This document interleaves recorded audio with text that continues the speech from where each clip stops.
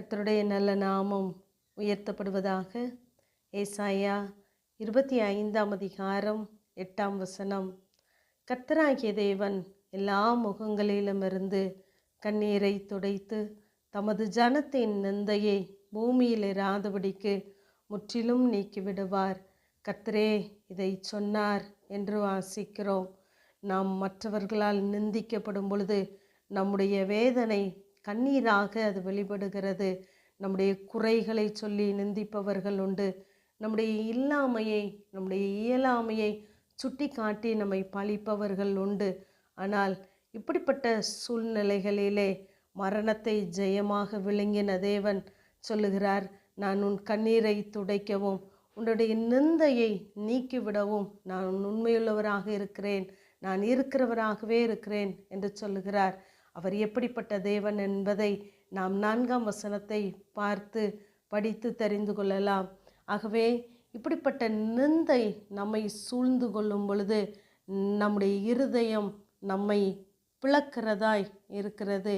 ஆகவே தான் சங்கீதக்காரன் 69ஆம் சங்கீதத்திலே சொல்லும் பொழுது, தேவரீர் என் நிந்தையையும் என் அவமானத்தையும் நீ அறிந்திருக்கிறேன். நிந்தை என் இருதயத்தை பிளந்தது, நான் மிகவும் வேதனைப்படுகிறேன். ஆகவே மூடனுடைய நிந்தைக்கு என்னை ஒப்புக்கொடாதையும் என்னை விடுதலையாக்கும் என்று சொல்லி கெஞ்சுகிறார். ஏனென்றால் நிந்தை நம்முடைய இருதயத்தை பிளக்கும் அளவிற்கு அது கொடிதானதாகவே இருக்கிறது. ஆனால் கர்த்தருடைய பிள்ளைகளாகிய நாம் மனுஷனுடைய வார்த்தைகளை பார்த்து பயப்படாமல் இருக்க வேண்டும். ஏனென்றால் நாம் தேவனுடைய வார்த்தையை அறிந்திருக்கிறோம். கர்த்தருடைய வார்த்தையை நாம் இருதயத்திலே பதித்திருக்கிறோம். ஆகவே தான் ஏசாயா 51ஆம் அதிகாரம் 7ஆம் வசனத்திலே, நீதியை அறிந்தவர்களே, என் வேதத்தை இருதயத்தில் பதித்திருக்கிற ஜனங்களே, எனக்கு செவி கொடுங்கள். மனுஷரின் நிந்தைக்கு பயப்படாமலும் அவர்கள் தூஷணங்களால் கலங்காமலும் இருங்கள் என்று வாசிக்கிறோம். ஆகவே நாம் மனுஷனை நிந்திக்கப்படும் பொழுது, அவமதிக்கப்படும் பொழுது, தூசிக்கப்படும் பொழுது நாம் கலங்காமல் இருக்க வேண்டும். ஏனென்றால் கர்த்தருடைய வார்த்தை நமக்குள்ளாய் இருக்கிறது. இப்படிப்பட்ட சம்பவத்தை நாம் லூக்கா 1ஆம் அதிகாரத்திலே வாசித்து பார்ப்போமானால், அங்கு சகரியா எலிசபெத் என்ற தம்பதியினரை குறித்து நாம் பார்க்கலாம். இவர்கள் இருவரும் கர்த்தரிட்ட சகல கற்பனைகளின்படியையும் நியமங்களின்படியையும் குற்றமற்றவர்களாய் நடந்து தேவனுக்கு முன்பாக நீதி உள்ளவர்களாய் இருந்தார்கள்.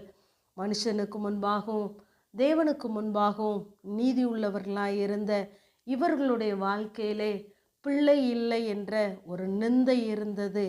ஆனால் இவர்கள் வயது சென்றவர்களாய் இருந்தாலும் தேவ சமூகத்திலே வேண்டுதல் செய்கிறவர்களாய் இருந்தார்கள். மனிதர்களுடைய நிந்தைகளை பார்த்தவர்கள் பயப்படவில்லை. கர்த்தருடைய சமூகத்திலே அவர்களுடைய விண்ணப்பங்களை வைத்து கொண்டே இருந்தார்கள். ஒரு நாள் தூதன் வந்து சொல்லுகிறார், உன் வேண்டுதல் கேட்கப்பட்டது என்று சொல்லுகிறார். ஆகவே நாம் தொடர்ந்து நம்முடைய நிந்தையை பாராதபடி நம்முடைய காரியங்களை தேவ சமூகத்திலே வைக்கும் பொழுது தேவன் அதை கேட்கிறார். 24ஆம் வசனத்திலே எலிசபெத் சொல்லுகிறார்கள், ஜனங்களுக்குள்ளே எனக்கு உண்டாயிருந்த நிந்தையை நீங்கும்படி கர்த்தர் இந்த நாட்களிலே என்னில் கடாட்சித்தார் என்று சொல்லுகிறார்கள்.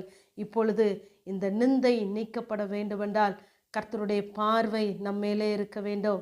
58ஆம் வசனத்திலே, அவளிடத்தில் தம்முடைய இரக்கத்தை விளங்க பண்ணினார் என்று அயலகத்தார் எல்லாரும் கேள்விப்பட்டு சந்தோஷப்பட்டார்கள் என்று வாசிக்கிறோம். தேவன் நம்முடைய நிந்தையை நீக்கும் போது அது மற்றவர்களுடைய பார்வைக்கு தேவனுடைய இரக்கத்தை விளங்க பண்ணுகிறதா இருக்கிறது. ஆகவே நாம் தொடர்ந்து கர்த்தருடைய வார்த்தைக்கு செவி கொடுப்போம். கர்த்தருடைய சமூகத்திலே நம்முடைய பாரங்களை இறக்கி வைப்போம். நம்முடைய நிந்தையை நீக்குகிறவர், நம்முடைய கண்ணீரை துடைக்கிற தேவன் அநேகருடைய கண்களுக்கு இரக்கத்தை விளங்க பண்ணுகிறவராகவும் நம்முடைய வாழ்க்கையை நிந்தையை நீக்குகிறவராகவும் நம்மோடு கூட இருக்கிறார். ஆமேன். ஜெபம். பிதாவாகிய தேவனே, குமாரனாகிய இயேசு கிறிஸ்துவின் நாமத்தின் மூலமாய் உம்முடைய சன்னிதானத்திலே வருகிறேன்.